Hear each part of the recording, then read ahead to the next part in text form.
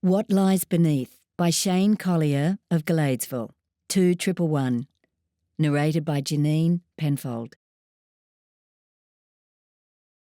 Floating on my back like a sea star, I scan the blue sky. Not a cloud in it, and I think, what made me? What has made me, me? I've never had a light bulb moment that's changed my life. You won't hear my story on Conversations, and I'll never get to choose my luxury item to take to the island. I'm not especially talented at anything. I've done nothing heroic. My life hasn't been shaped by tragedy or fist-pumping victories. That's not to say my 64 years, so far, on this planet have been dull. As time flies by like the pages torn from a desk calendar. Remember those? The highs have thankfully outweighed the lows. But I digress. Back to the question. What made me? Are we not the sum of our parts? I flip over onto my stomach, head, neck, torso and legs in streamline, and swim freestyle. I breathe to the left every 2 strokes. I've got osteoarthritis in my shoulders, left hip and knee, and my weird, hammer-toed feet are too small for my body. But these fragile appendages work well enough to get me up and down the 50-metre public pool. I'm grateful for the sum of my parts. Today, 40 laps, 2 kilometres, are a cinch. I glide through the chlorinated salt water that feels as soft as 400 thread count sheets against my skin. The early bird blokes in budgie smugglers have long gone, so I don't have to deal with mini wakes and being overtaken as they stalk me like sharks after the weakest prey. I have the lane to myself. It's heaven. I stare at the black line, and as I reach the wall, the webbed pattern of the water's reflection wobbles like a mirage. It's a work of art, an optical illusion, another mystery I will never fully understand. And then it comes to me as I execute a clumsy turn. Not an epiphany, but the bleeding obvious. Swimming. Swimming has made me. I'm not the adventurous type, but swimming has pushed me out of my comfort zone. Thanks to swimming, I've met like-minded people who've become good friends. Thanks to swimming, I've plunged into the surf at nearly every beach in Sydney. Thanks to swimming, I've travelled to holiday destinations chosen solely because of their proximity to the briny. The thing is, I never dreamed I'd become someone who swims. I went to an all-girls public high school in the 1970s where swimming lessons were held at Sydney's Northbridge Baths. Some people get sentimental about the past, but my memories of that tidal pool on the edge of Middle Harbour are akin to what lies beneath. The water was cold and murky, and who knew what monsters lurked in its fathomless depths? I hated it and rebelled with the fervour of a Centrinian schoolgirl by wagging and smoking ciggies behind the toilet block.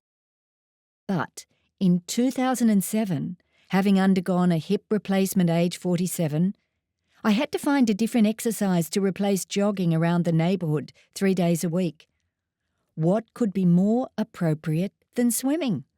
And better still, ocean swimming.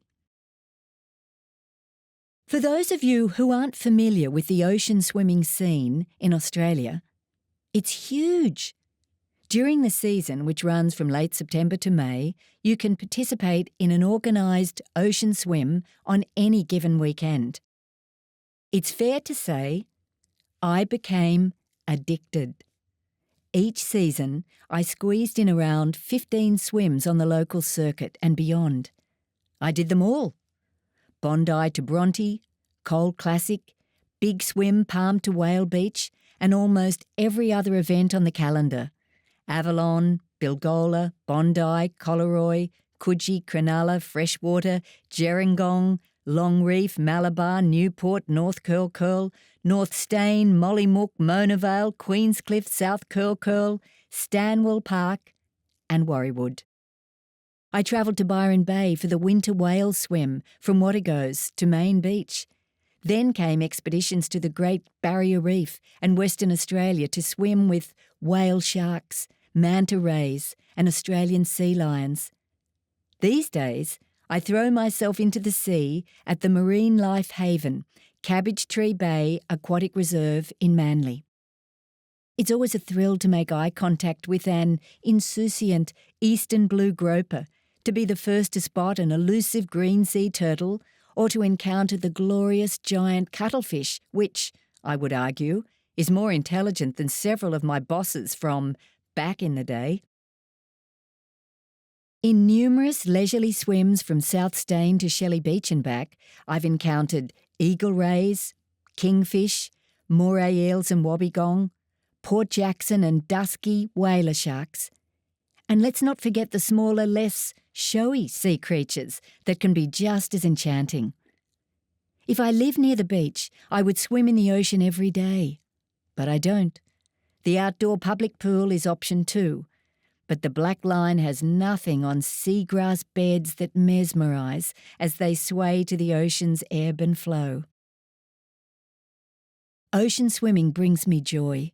It's a form of meditation and a balm for anxiety. It's energising and life-affirming. The physical activity delivers a shot of endorphins straight into the bloodstream. It's a natural high that lasts all day. On an existential level, diving into the big blue to witness the extraordinary beauty and complex societies of organisms, plants and animals has made me super aware of how much we stand to lose if the world's oceans are further exploited and their resources plundered. Swimming has made me. I'm grateful for what it has given me, and now I hope that, in my third act, I can give back by helping to raise people's awareness of the immeasurable beauty that lies beneath. P.S. A question I'm often asked is, aren't you afraid of sharks? Of course I am. But if I happen to be that 1 in 8 million who dies from a shark bite, I would like my epitaph to read, "Don't blame the shark. She died doing what she loved." The end.